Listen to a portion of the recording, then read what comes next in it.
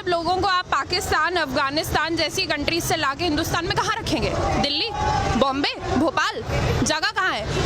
उनको नौकरियाँ क्या देंगे? मुझे एक बात बताएं, आप में से किस किस के पास अच्छी नौकरी है? नौकरी तो है कोई एक मिनट, आप क्या एम्प्लॉयमेंट देंगे? वो खाएंगे क्या? वो पहनेंगे क्या? एक तो हमारे पास वोट करने के लिए अलग कार्ड है, आधार कार्ड का क्या यूज है? डिमोनेटाइजेशन क्यों हुई? आई एम सॉरी, बट अगर हम एक चाय बनाने वाले को देश पकड़ा देंगे तो ये होगा। हम सबसे बड़ी गलती ये हुई है कि हमने जिस गवर्नमेंट को इलेक्ट किया है, it is biting us in the face. तो क्या आप नहीं मानते कि मजबूत प्रधानमंत्री देश को मिले और मजबूत हाथों में देश है हमारा इसका? बिल्कुल भी नहीं। आपको लगता है ऐसा? क्या आपको लगता है कि देश मजबूत हाथों में है? आप मुझे एक बात बताएं, आप रिपोर्टर हैं, पुलिस का काम क्या होता है? देश की सुरक्षा करना, लोगों की सुरक्षा करना। पुलिस कर क्या रही है? जुडिशरी का क्या काम है? न्याय दिलाना लोगों को। जुडिशरी क्या कर रही है? तो आप देख रहे हैं, मैं लॉ स्टूडेंट हूँ, मैं कॉन्स्टिट्यूशन जैसे सब्जेक्ट्स को पढ़ती हूँ। ये जो कहते हैं ना कि बच्चे टेररिस्ट है, जो सुबह लोग बैठ के चाय पे ये सब्जेक्ट्स के बारे में पढ़ते हैं ना, कि न्यूज़ पढ़ते हैं, पॉलिसी आई, हम पूरी रात बैठ के उन पॉलिसीज को बनाते हैं, हम स्टडी करते हैं, हम रिसर्च करते हैं और हम इम्प्लीमेंट करते हैं। तो तुम हमें बताओगे हम क्या कर रहे हैं? और हम जो प्रोटेस्ट कर रहे हैं ये बिल्कुल गलत नहीं है। कोई मुझे बता दे कि ये गलत है, मैं तो आपको मूर्ख समझूंगी। इसमें गलत क्या है? आपको डिसेंट में और आपको हम लोग we are showing you decent. आपने पुलिस का अभी नाम लिया कि पुलिस क्या कर रही है। जैसे जेएनयू की घटना हुई है, कहीं ना कहीं पुलिस पे एक बड़ा आरोप लग रहा है कि पुलिस ने ठीक से काम नहीं किया। देखिए, मैं आपको एक बात बताती हूँ, my father is a police man, I am a Kashmiri, ठीक है? मुझे पता है पुलिस वाले का काम क्या है, because I have been raised by a police officer myself. एक पुलिस वाले का काम नहीं है कि वो यूनिवर्सिटी के अंदर एंटर करके 15 दिसंबर और 5 जनवरी की रात को और शाम में क्या हुआ है, मैं बिल्कुल कंडेम करती हूँ उस हरकत को। 15 को आप जामिया के अंदर आते हैं, I was a part of the protest, आप अंदर आते हैं, आप बच्चों को लाठीचार्ज करते हैं, आप कहते हैं कि हमारे पास परमिशन थी, और फिर जब 5 तारीख को आप यूनिवर्सिटी के अंदर जाते हैं, आप गूंस को, आप गुंडों को रोक नहीं सकते हो प्रॉपर्टी वैंडलाइज करने से, बिकॉज आपको परमिशन चाहिए थी। आपको क्या लगता है जो बच्चे रात बैठ के पढ़ रहे हैं, जो लाइफ जी रहे हैं, ठीक है, हम लोग कॉलेज स्टूडेंट्स हैं ना, हमने इतनी जिंदगी नहीं देखी, लेकिन हम बेवकूफ़ तो नहीं है ना। आप हमारे मुंह पे आके हमको बता रहे हो, कितना और बेवकूफ़ बनाओगे जनता को? लोग ये तो जानते हैं कि पुलिस तो सरकार के अंडर में होती है, और जैसे सरकार आदेश करेगी वैसे ही पुलिस काम करेगी। This is World War 3। सारी फोर्सेस एक बंदा कंट्रोल कर रहा है, जुडिशरी को एक बंदा कंट्रोल कर रहा है। This is World War 3। ये वो वक्त है जब दुनिया खत्म होगी, जब ये देश खत्म होगा। अब भी अगर लोग नहीं बोलेंगे तो देश खत्म होगा। आप हिंदू मुसलमान को बांट रहे हो। This is the most sick thing one can do. कहीं ना कहीं जो आप ये चीज़ें बीजेपी कर रही है, चाहे धारा 370 हो, 3 तलाक हो। मैं आपको एक बात बताती हूँ, मैंने कल रात में बैठ के बीजेपी का मैनिफेस्टो पढ़ा है। बीजेपी के मैनिफेस्टो में 13 चैप्टर है। बीजेपी के मैनिफेस्टो में 13 चैप्टर में स्टार्टिंग के 10 चैप्टर में development, women safety, health issues, कहीं पे कुछ नहीं है। वो सब 13-14 चैप्टर में आता है। उनके, हमने जिस सरकार को इलेक्ट किया है उसके मैनिफेस्टो में बहुत क्लियरली लिखी थी ये चीज़ है। 370, एनआरसी, सीएवी, सब कुछ बताया गया था। बट हम हिंदुस्तानी, मैंने किसी पार्टी का मैनिफेस्टो नहीं पढ़ा है, हमने ये चीज़ पढ़ी नहीं, हमें नहीं पता था। अब जब जाके मैंने पढ़ा तो मुझे रियलाइज हुआ कि विमेन सेफ्टी और डेवलपमेंट ये तो इनके इश्यूज ही नहीं है, इनको तो कुछ और ही करना है, इनको तो मजे लेने हैं। तो ये इनके कभी इनका कंसेप्ट ही नहीं था ये विमेन सेफ्टी। और ये आप मुझे एक बात बताएं, दिन भर में कितने रेप होते हैं आपको खुद को पता है? आपको रात में, अगर आपकी कोई बहन है आपकी बहन, आप उसको रात में 2 बजे निकलने दोगे बाहर? अब तो डर लगता है। पहले भी निकलने दे सकते थे, सरकार की बात छोड़ो, आप दे सकते हो रात में 2 बजे अपनी माँ को अकेले सड़क पर निकलने दोगे? मैं तो नहीं निकलने दूंगी। कोई नहीं निकलता। तो अब बताएं मुझे, किस देश में रह रहे हो?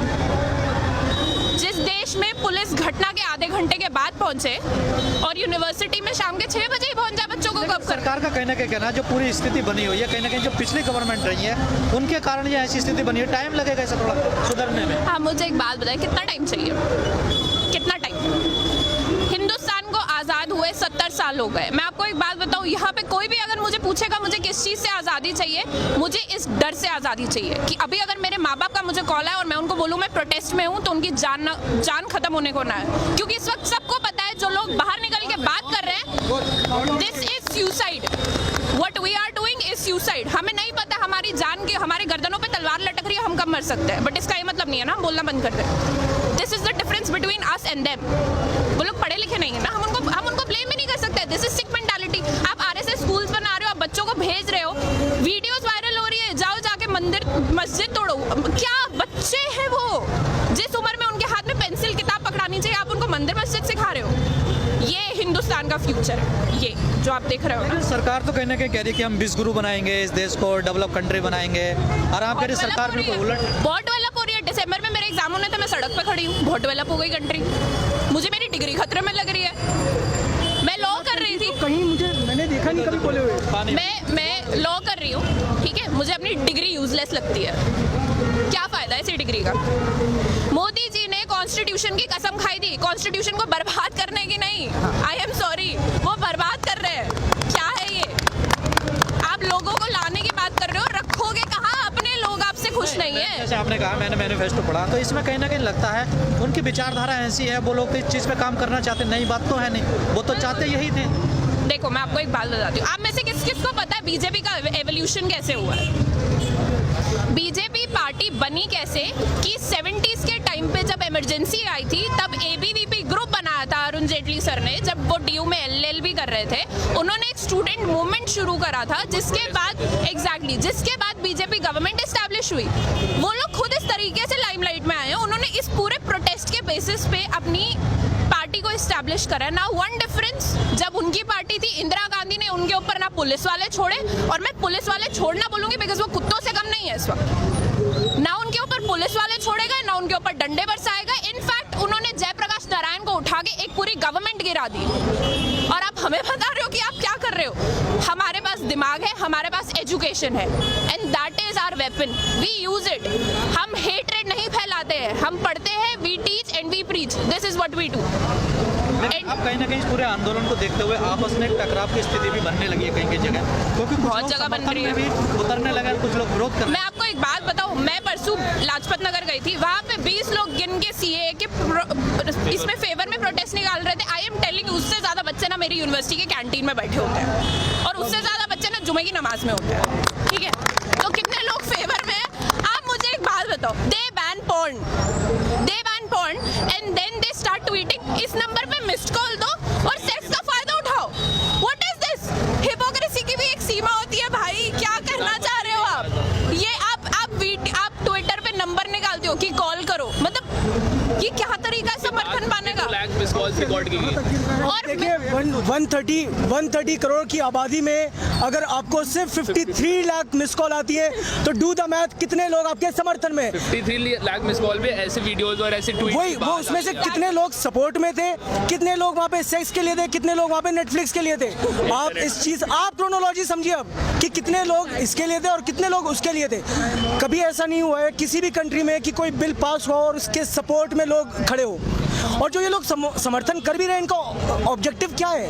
क्या दिखाना चाहते हैं ये? इनका कोई पर्सनल बेनिफिट नहीं है क्या? इनको अच्छा लगेगा कि इनका बेटा 5 लोगों से पहले compete करता था एक सीट के लिए, वहाँ पे 20 लोगों के साथ compete करेगा? क्या इस चीज़ का सपोर्ट कर रहे हो आप? आपकी बैटल अगर इलीगल इमिग्रेंट से है, इलीगल इमिग्रेशन से है, तो वो जायज़ है। इलीगल इमिग्रेंट को ना लड़के आप उनको नागरिकता देने पे उनका सपोर्ट कर रहे हो? ये क्या, कहाँ रखोगे उनको? रखोगे कहाँ? खुद के लोगों को नौकरी देने के लिए नहीं है आपके पास। आप मुझे एक बात बताओ, यहाँ पे हमारी इकोनॉमी की मिनिस्टर इतनी सैल्यूट टू हर, वो कहती है कि मुझे टेंशन नहीं है, मैं प्याज नहीं खाती हूँ। ये क्या है?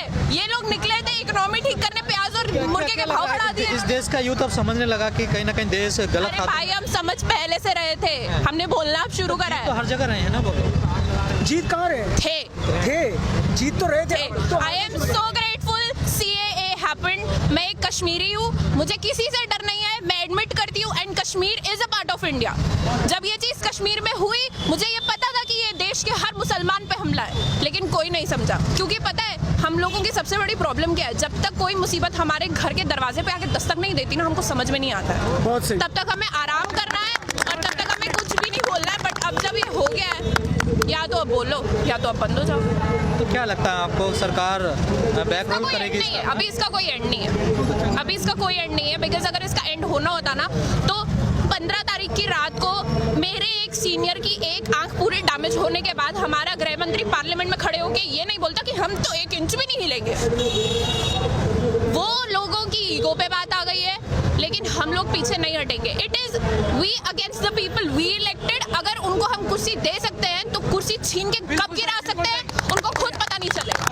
मेरा आखिरी सवाल आपसे है, क्या इस पूरे मामले में, इस माहौल में जो स्थिति बनी है देश की, कहीं ना कहीं मीडिया का भी इसमें भूमिका रही है? आप कैसे देखती हैं? बहुत बड़ी मीडिया ने तो बहुत बड़ी भूमिका निभाई है, लेकिन मैं उस बात पे कुछ कहना नहीं. बहुत बड़ी भूमिका मीडिया ने इसमें निभाई है. जैसे 15 तारीख को जो जेएनयू में हुआ, उसके बाद जी न्यूज़ या किसी और चैनल का ये पोल था, जिसमें पोल में पूछा गया था कि who was responsible for the JNU violence.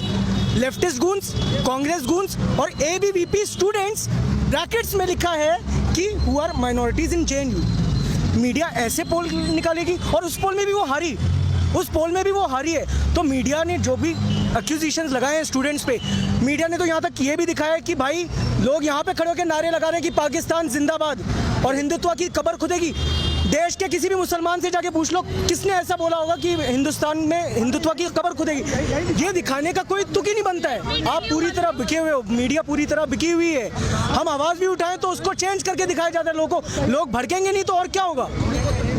ये तो गुस्से की बात है ही, जाहिर सी बात. जो चीज़ टेररिज्म बॉम्ब ब्लास्ट ने इस्लाम के लिए करी, वो इस वक्त बीजेपी. भाई क्वेश्चन करने हमें आए. एक मिनट चाचा, आप बोले.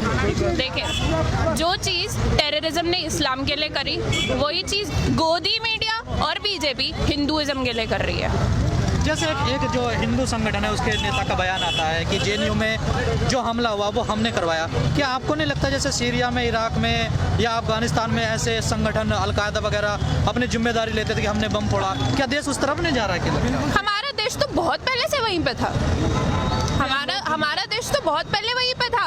आप मुझे एक बात बताएं, यहाँ पे यूपी में कहाँ पे क्या कुछ नहीं होता है. मैं आपको अगर इस वक्त अभी इंसिडेंट्स गिनवाने पे आऊंगी ना, it would take me 2 days. Rape होता है, लड़की को जला दिया जाता है ऑन स्पॉट. एक एमएलए आगे एक बच्ची का रेप कर देता है. इतनी सी 9 साल के बच्चे की रेक्टल ब्लीडिंग हो गई. Dude get a life. और आप मुझे कह रहे हो कि देश वहाँ जा रहा है. हमारा देश बहुत पहले से वहीं पे था. हमारा देश बर्बादी की कागार पे पहुंच चुका है. This is how we stated कि हम बर्बाद होने की कागार पे आ चुके हैं. गांधीवाद, बिस्मिल की पॉलिसीज, अंबेडकर की पॉलिसीज जो भी थी वो सब खत्म हो रही है. और जो गौर से आ गए हैं वापस. आखिरी सवाल मेरा आपसे, कुछ लोगों का कहना है कि जो रेड विंगर है ये इंडिया में नहीं है, पूरी दुनिया में. राइट विंग जो लोग हैं वो पूरी दुनिया में एक तरफ से आ रहे हैं. चाहे आप डोनाल्ड ट्रंप को देख लीजिए, ईरान पे हमला हो रहा है. कहीं ना कहीं ऐसी स्थिति बन रही है ये पूरा देश में, पूरी दुनिया में ऐसी एक ये माहौल चल रहा है. इसमें कहीं ना कहीं मोदी भी एक हिस्सा है. बिल्कुल है, क्यों नहीं है जी. देखिए, ये जो यहाँ पे जो देश में ये जो ख़राब माहौल बना है, ये कब से बना है? आप मुझे खुद बताइए, कब से बना है? जब आपने सीए का वोट किया, सीए को पास कराया, सीएबी को सीए बनवाया, उसके बाद से ऐसा माहौल बनना शुरू हुआ है. ये लाया कौन बिल? क्या कांग्रेस ही लाई थी?